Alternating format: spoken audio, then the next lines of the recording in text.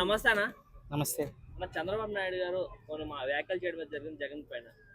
Airport కట్టినా నేనే కట్టా అని చెప్తాడు, పోలవరం కట్టినా నేనే కట్టా అని చెప్తాడు, అమరావతి కట్టినా నేనే కట్టా అని చెప్తాడు ఆయన అని చెప్పేసి కొన్ని వ్యాఖ్యలు చేస్తారు. దానికోసం మీరు ఏం చెప్తారు? మరి అది ఆయన చెప్పాలి. ఎందుకంటే ఎవరైతే వ్యాఖ్యలు చేశారో దీనికి సంబంధించి నేను కట్టానని చెప్పేసి ఏదైతే జగన్మోహన్ రెడ్డి గారు చెప్పారో, ఏం కట్టారో వచ్చి జనాలకు చెప్పాలి. ఏం కట్టారో ఇప్పుడు ఆయన అడిగాడు. మీరే ఇప్పుడు వాళ్ళు పనిచేస్తున్నప్పుడు 2014లో సీఎం ఎవరండి? చంద్రబాబు నాయుడు. అమరావతి స్టార్ట్ చేసింది ఆయన. శంకుస్థాపనకు కూడా జగన్మోహన్ రెడ్డి గారు రాలేదు. ఫస్ట్ ఏమో నేను అమరావతికి సపోర్ట్ చేస్తాను, రైతులకు సపోర్ట్ చేస్తాను అన్నారు. తర్వాత దాని జోలికి రాలా, పట్టించుకోలేదు. అసలు ఎక్కడ కూడా జగన్మోహన్ రెడ్డి గారు తర్వాత 3 రాజధానుల పేరుతోటి విశాఖపట్నం అన్నారు, విజయవాడ అన్నారు, తర్వాత కర్నూలు అన్నారు. ఏది సంబంధం లేకుండా ఇప్పుడు వాళ్ళే తిడుతున్నారు ప్రజలు. ఏదండి మరి మీరు ఏం చేశారు? ఒక ఇటుక రాయినా కట్టారా? ఏం కట్టారని చెప్పి అంటున్నారు. ఎంతసేపటికి మేము సచివాలయం కట్టాము, మేము అది కట్టాము, ఇది కట్టాము, మేము రంగులేసాం అని చెప్తున్నారు తప్ప ఏం చేశారు చెప్పండి? ఇప్పుడు ఆయన అడుగుతున్నాడు, పెద్ద ఆయన అడుగుతున్నాడు, చెప్పండి మరి. పెద్ద ఆయన అడిగాడు, మేమే కట్టాం, మీరు ఏం కట్టారు? భోగాపురం ఎయిర్పోర్ట్లో మీరు ఏం చేశారు? పోనీ అమరావతిలో ఏం చేశారు? సెంట్రల్ గవర్నమెంట్కి అప్రూవల్స్ మేమే ఇచ్చామంటున్నారు. ఇప్పుడు అప్రూవల్ మీరు ఇచ్చారంటే ఇంకా జనాలు చూస్తలేరా? జనాలు మీరు ఏం మాట్లాడారో జనాలకు తెలియదా? పోనీ ఇంతకు ముందు అంటే సెల్లు లేదు, ఏదో అప్పుడు ఏదో పేపర్లో వచ్చే చదివేవాళ్ళు, పలానోళ్ళు ఇదంట, పలానోళ్ళు ఇదంట అని. ఇప్పుడు అన్నీ అందరి చేతిలో ఫోన్లు ఉన్నాయి కదా. మరి మీరు మాట్లాడింది, నేను మాట్లాడింది అన్నీ ఉంటుంది కదా. మరి అలాంటిది నాయకులు మాట్లాడింది ఉండదా? అంటే భోగాపురం ఎయిర్పోర్ట్ నేను కట్టనివ్వడం, దానికి నేను అడ్డుపడతా అని చెప్పారు కదా అప్పుడు. మరి ఈగలు కూడా తోలుకొని ఎయిర్పోర్ట్కి ఇంకో ఎయిర్పోర్ట్ ఎందుకని అడిగారు కదా జగన్ గారు పాదయాత్రలో ఉన్నప్పుడు. ఉన్న ఎయిర్పోర్ట్లోనే ఈగలు తోలుకుంటున్నారు, మరి ఇంకో ఎయిర్పోర్ట్ ఎందుకు వైజాగ్లో అన్నారు కదా. మరి దానికేం చెప్తారు? ఎంత కాదండి, ఎంత అభిమానిస్తే మాత్రం అంత గుడ్డోల్లాగా ఉంటామా మనం? ఇప్పుడు వాళ్ళ అభిమానులు ఉన్నారు, ఎంత అభిమానిస్తే మాత్రం ఇంత గుడ్డితనంగా ఉంటారా వీళ్ళు? ఎదుటోని తిట్టడానికి, మెసేజ్లు పెట్టడానికి మీకు చేతులు వస్తున్నాయి, మంచి చెడులు పనులు జరుగుతుంటే మీకు కంటికి కనపడదా? మీ నాయకుడు ఓటమికి మీరే కారణం. నేను అది కూడా చెప్తున్నా, ఎవరైతే మీ అభిమానులు ఉన్నారో మీరే కారణం మీ నాయకుడు ఓటమికి. ఆయన ఏదో చేసిన పనులు చెప్పుకోవాలా? మేమే చేసాం, ఎవడో చేసిన పనికి వచ్చేసి మీరు వచ్చేసి మేమే చేసామని చెప్తే జనాలు చూడట్లేరా? కరెక్ట్ అంటారా? అంటే పూర్తిగా భోగాపురం ఎయిర్పోర్ట్లో ఆయన కష్టం లేదంటారా? 2 ఏళ్ల ముందు ఎయిర్పోర్ట్ కడుతున్నాం అన్నప్పుడు అసలు ఆంధ్రప్రదేశ్ ఎయిర్పోర్టే వద్దా అన్నాడు ఆయన. మరి ఎయిర్పోర్టే వద్దా? ఇప్పుడు మొన్న కూడా ఏమన్నారు దాని గురించి? ఇప్పుడు చూడండి, నెక్స్ట్ పోలవరం పూర్తి అయిన తర్వాత దాన్ని కూడా మేమే చేసాము, అయిపోయింది, లాస్ట్లో వచ్చి బోల్ట్లు బిగించాడు చంద్రబాబు, దాన్ని కూడా ఆయనే కట్టాడు అని చెప్తారు. జగన్ గారు వద్దనేది 15,000 ఎకరాలు వద్దు, 2,500 ఎకరాలు సరిపోతాయి అన్నట్టు. ప్రపంచంలో ఎక్కడ 15,000 లేదని. ఇప్పుడు ఉంటే ఏమైపోయిందండి? రేపు స్పీచర్కి పనికి వస్తుంది కదా. ఇప్పుడు రేపు ఫ్యూచర్లో ఇప్పుడు శంషాబాద్ ఎయిర్పోర్ట్ ఉంది. శంషాబాద్ ఎయిర్పోర్టు, బెంగళూరు ఎయిర్పోర్ట్ ఒకేసారి నిర్మాణం జరిగింది. ఇప్పుడు వాళ్ళు ఎత్తుక్కుంటున్నారు, బెంగళూరు వాళ్ళు ఎత్తుక్కుంటున్నారు. శంషాబాద్ ఇంకొక 100 ఏళ్ళకు కూడా సరిపోద్ది కదా ప్లేసు. ఇంకో 100 ఏళ్ళకు కూడా ఎయిర్పోర్ట్ కలిసి వస్తుంది కదా. మరి అప్పుడు కట్టేటప్పుడే వాళ్ళు ఆలోచించి కట్టుకున్నారు కదా. ఇప్పుడు ఏమైనా ఇప్పుడు కట్టారా శంషాబాద్ ఎయిర్పోర్ట్? ఒక 20 ఏళ్ళు అయింది కదా. 20 ఏళ్ళ నుంచి అయితే రన్నింగ్లో ఉంది కదా. మరి రన్నింగ్లో ఉండేటప్పుడు మరి ఆ మాత్రం కూడా ఎందుకంటే ఏం కరెక్ట్ అండి? అది కరెక్ట్ కాదు కదా. ఇప్పుడు ఆయన అధికారంలో ఉన్న, జగన్ గారు అధికారంలో ఉన్న, ప్రజల కోసమే కదా కట్టేది. కొంతమంది ఏమో వచ్చి జగన్ గారు అడిగితే భూములు ఇవ్వరు, చంద్రబాబు నాయుడు గారు అడిగితే భూములు ఇస్తారనే కాంట్రవర్సీ. ఇప్పుడు భూములు ఇస్తారు అంటే మరి ఏం పని చేయాలి కదా సార్. ఇప్పుడు ఈయనేమో వద్దంటున్నాడు. ఈయన వద్దన్న తర్వాత ఆయనేమో నేను కట్టిస్తానని చెప్పేసి ఇప్పుడు పూర్తి చేసాడు ఎయిర్పోర్టు. ఆయన పూర్తి చేశాడు. నెక్స్ట్ ఇయర్కి డిసెంబర్ నాటికి పోలవరం ప్రాజెక్ట్ కంప్లీట్ అయిపోద్ది. దాన్ని కూడా ఓపెన్ చేస్తారు. దాని దెబ్బతోటి ఒక్కసారిగా వీళ్ళు పనిచేస్తున్నారు, జనాల్లో వీళ్ళకి మంచి వీళ్ళు ఏదైనా చేయగలుగుతారు అన్నానా అని చెప్పి జనంలో ఒక నమ్మకం ఏర్పడుతుంది. దానివల్ల చాలా పెద్ద దెబ్బ పడుతుంది పార్టీకి, వైసీపీకి. నేను చెప్తున్నాను కదా, కరాకంటికి 2027 డిసెంబర్ నాటికి పోలవరం కంప్లీట్ అయిపోద్ది. ఆ దెబ్బ మాత్రం మామూలుగా ఉండదు వైసీపీకి. నెక్స్ట్ మేమే గెలుస్తాం. ఎవరు? 29లో 29 వస్తే అడగండి నన్ను. 2029లో 29 వస్తే అడగండి నన్ను. అదే చెప్తున్నాను, 29 అయినా వస్తే అడగండి అంటున్నా. ఒకవేళ ఎందుకంటే వాళ్ళ అంచనాల ప్రకారంగా ఒక 10 సీట్లు పెరగచ్చు అనుకోండి, ఓకేనా? ఒక 10 సీట్లు పెరగచ్చు అనుకోండి. 29లో 29 వస్తే అడగండి నన్ను. అంటే వైసీపీ కార్యకర్తలు వచ్చేది జగన్ అన్నే, తెచ్చేది జగన్ అన్న కార్యకర్తలని మాట్లాడుతున్నారు. ఏమో రిగ్గింగ్ చేసుకుంటారేమో, చేసుకోమని చెప్పండి. రిగ్గింగ్ చేసుకుంటారేమో, చేసుకోమని చెప్పండి. కూటమి చేసింది కూడా అదే అని మాట్లాడుతున్నారు. ఎవరు? వాళ్ళు వచ్చి వేసారంట మాకు ఓట్లు. కూటమికి వేశారా ఓట్లు? ఏ వైసీపీ లీడరు వచ్చి టీడీపీకి జనసేనకి ఓట్లు వేశారో చెప్పండి మరి. ఏ కార్యకర్తలు వచ్చి మరి మాకు ఓట్లు వేశారు? 40% ఓట్లు వచ్చింది అన్నారు కదా, ఎవరు వచ్చి ఓట్లు వేశారు? మేము వద్దు అనుకుంటే మీకు 151 సీట్లు వచ్చింది. టీడీపీ వద్దు అనుకున్నా, జనసేనను వద్దు అనుకుంటే మీకు 151 సీట్లు వచ్చింది. మేము వద్దు అనుకోకపోతే చివరి పరిస్థితి వస్తుంది. అంటే ఇండివిజువల్ గా వైసీపీని ఎదుర్కొనే శక్తి లేకనే పొత్తు పెట్టుకొని వచ్చారని మాట్లాడతారు. దీని గురించి సరే, మీరు పొత్తు లేకుండా వచ్చారు, ఏం చేశారు? మీరు పొత్తు లేకుండా వచ్చారు కదా, మీరు మా మీద మీరు గెలిచారా? అంటే గతంలో పొత్తు లేకుండానే పార్టీని ఇప్పుడు అలా కాంట్రవర్సీ చేయాలంటే మేము 100 చెప్తాం, కానీ కరెక్ట్ కాదు అది. ఇప్పుడు మీరు చెప్పారు, మీ టైం వచ్చినప్పుడు మీరు గెలిచారు, మా టైం వచ్చినప్పుడు మేము పండబెట్టి తొక్కలేదా? నిద్ర కూడా లేకుండా చేశాం కదా, మరి దానికి ఏం చెప్తారు? ప్రజలకి చూడండి, డెవలప్మెంట్ కావాలి. ఇప్పుడు ప్రజలకి ప్రజా సమస్యలు తీర్చాలి మనం.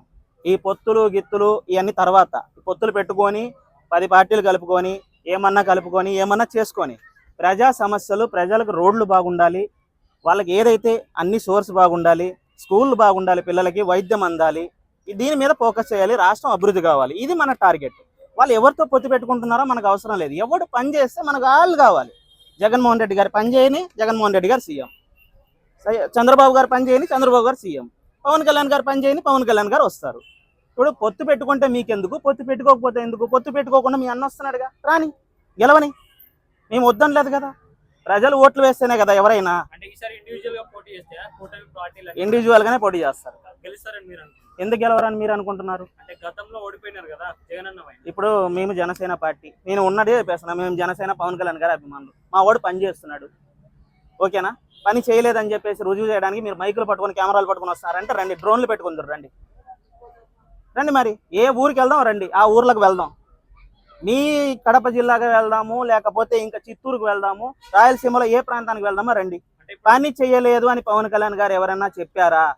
ఇన్ని రోజుల్లో ఆఖరికి ఏలూరు ఇప్పుడు విద్యాలయాలు కూడా ఇప్పుడు నిన్ననో మొన్ననో ఆయనకు పాలాభిషేకం చేశారు విద్యార్థులు. ఎందుకు చేశారు? పని చేయండి చేశారా? చెప్పండి మరి. కరెక్ట్ కాదు కదన్నా. ఇప్పుడు పని చేసే వాళ్ళని చేయనిద్దాం, పని చేయనప్పుడు మీరే ఓడించండి, తప్పులేదు. నేనే అయ్యాను ఓటు పని చేయనప్పుడు. మీరు అన్నట్టుగానే మీరు ఏమంటున్నారు, మీరు జనసేన పార్టీ కార్యకర్తలను మాట్లాడుతున్నారు. కార్యకర్త కావచ్చు, అభిమాని కావచ్చు. అవును, అట్లున్నారు కాబట్టి నేను అభిమానినే. అభిమాని కాబట్టి అటే ఫేవరబుల్ గా మాట్లాడుతున్నారు. జగన్మోహన్ రెడ్డి మంచి చేసినా కూడా మీరు చెడుగానే కనబడుతున్నారు. ఈ అభిమాని ఓటే 2019లో నేను నీకు వేసా. ఈ అభిమాని ఓటే నేను నీకు వేసా. అంటే అభివృద్ధి జరగలేదా? ఎక్కడ జరిగిందన్న? ఏం జరిగింది? జరగలేదా? ఎక్కడ జరిగింది? మీరు చూడలేదా? ఎక్కడ? రండి, నేను అమరావతికి తీసుకెళ్తాను. నేను మాది విజయవాడనే తీసుకెళ్తారండి. మరి ఎక్కడ చేశారు, ఏం చేశారో, ఎన్ని రోడ్లు వేశారో, ఎన్ని బిల్డింగ్లు కట్టించారో, ఎన్ని అర్ధాల మేడలు కట్టించారో ఆయన అయ్యాంలో 5 ఏళ్ళు టైం ఉంటుంది కదా. 5 ఏళ్ళు టైం, 1800 రోజులు టైం ఉంటుంది కదా.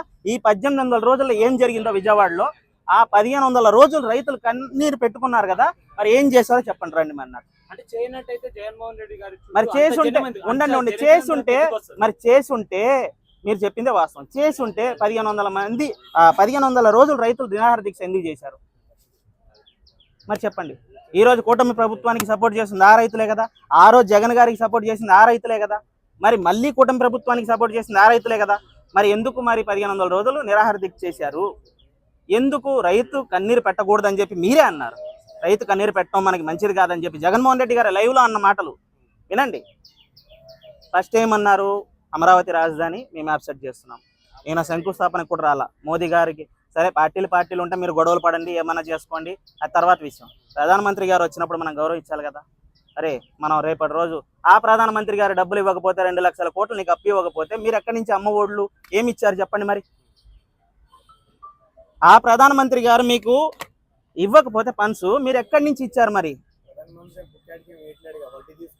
మరి వడ్డీ తీసుకుంటున్నాడు అంటే మరి కరెక్టే అన్న. మరి ఆయన దగ్గర తీసుకోకుండా చెప్పాలన్నమాట. మేము ఇచ్చామని చెప్పేసి ప్రధానమంత్రి గారు ఫోటో ఆయన ఉందా ఆయన ఇచ్చిన పథకాల మీద?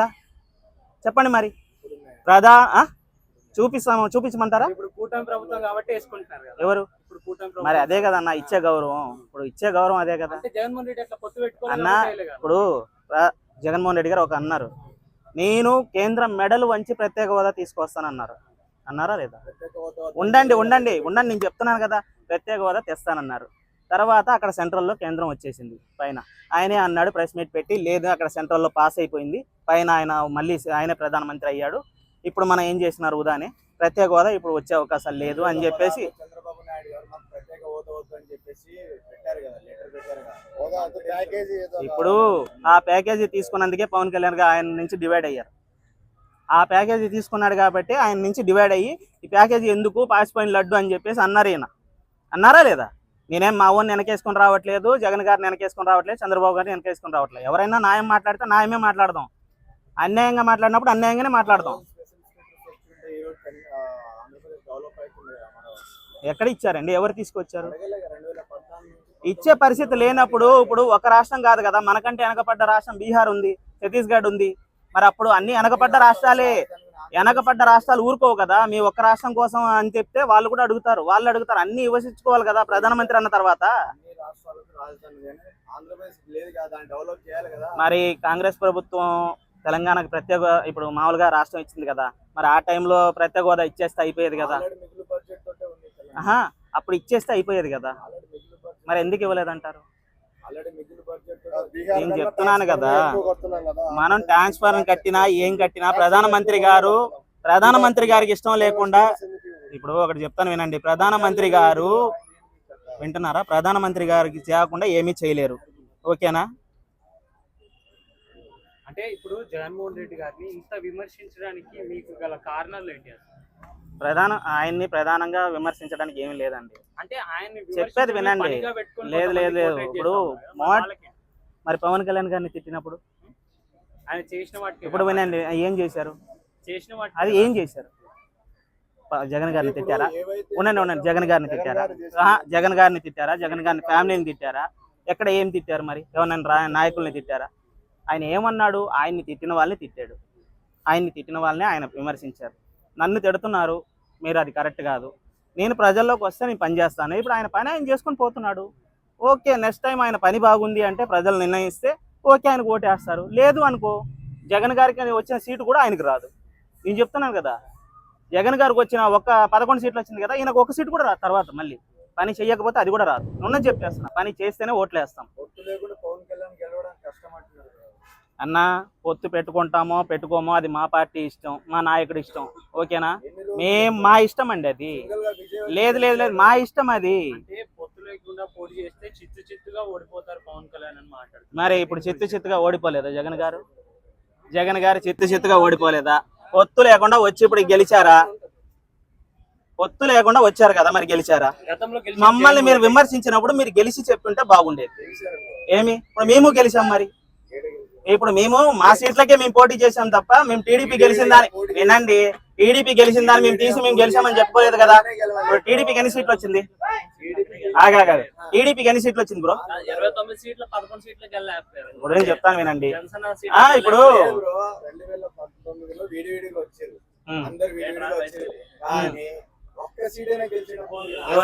మరి ఆయన ఏమైనా చెప్పుకున్నాడా నేను గెలిచానని? ఇప్పుడు ఏమైనా చేయని పని చెప్పాడా? కాదు, మేము గెలిచినా ప్రజల కోసం పనిచేసాము, మేము గెలవకపోయినా ప్రజల కోసం నిలబడ్డాము. మా నాయకుడికి అధికారం ఉన్నా లేకపోయినా మేము ప్రజల కోసం, ఆయన సొంత డబ్బునే పెంచాడు. అన్ని గమనిస్తున్నారు కదా, వాళ్ళకే వదిలేద్దాం బ్రో. నువ్వు నేను కొట్లాడుకోవడం కాదు, జనాంగే వదిలేద్దాం. మేము అభిమానిస్తున్నామని చెప్పి మేము చెప్పట్లేము, మేము పని చేస్తుంటేనే సపోర్ట్ చేస్తాము. పని చేయకపోతే మేమే కదా మరి మీ నాయకుడికి సపోర్ట్ చేసి 2019లో గెలిపించింది. మరి అప్పుడు మమ్మల్ని ఎందుకు ఓటేశారని అడగలేదే? ఎందుకు అడగలేదు? ఎవరికి? నేను అడగలేదు కదా.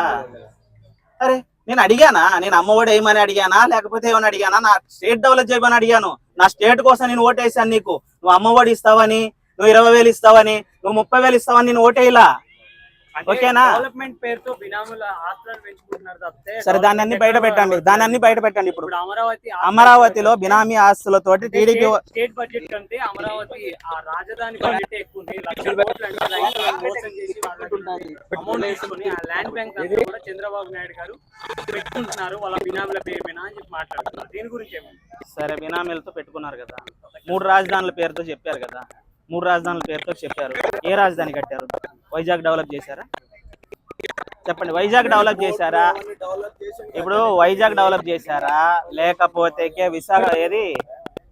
విజయవాడ డెవలప్ అయిందా, లేకపోతే కర్నూలు డెవలప్ అయిందా? ఒకవేళ డెవలప్ అయింటే కర్నూలులో ఆయనకి వీళ్ళు అనుకున్న దానికంటే సీట్లు ఎక్కువ రావాలి. అంటే జగన్మోహన్ రెడ్డికి ప్రజల డబ్బులు తినే అలవాటు లేదు కాబట్టి డెవలప్మెంట్ ఆ విధంగా అయిపోయింది. వీళ్ళు తింటున్నారు కాబట్టి అమరావతికి 1,00,000 కోట్లు అని చెప్పి మాట్లాడుతున్నారు. బ్రో నేను అడిగితే మళ్ళీ నీ దగ్గర సమాధానం ఉందో లేదో తెలియదు. 300 కోట్ల రూపాయలతోటి ఎవరి పేరు అడిగి ఎవరిని అడిగి మరి మతాలు మార్చారు?